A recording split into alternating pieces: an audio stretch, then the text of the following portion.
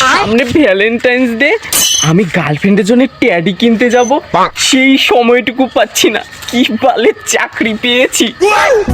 এমন জীবন কেন দিয়ে বারবার ঘন্টি বাজিয়ে যাচ্ছে। বলছি না লাইফ ইনস্টাগ্রাম করবে।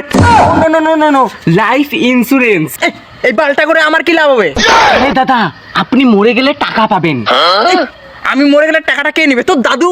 আরে দাদা, টাকা পেলে আপনার পরিবার ভালোভাবে চলতে পারবে। কেন, তুই কি গাড়ির চাকা লাগিয়ে দিয়েছিস?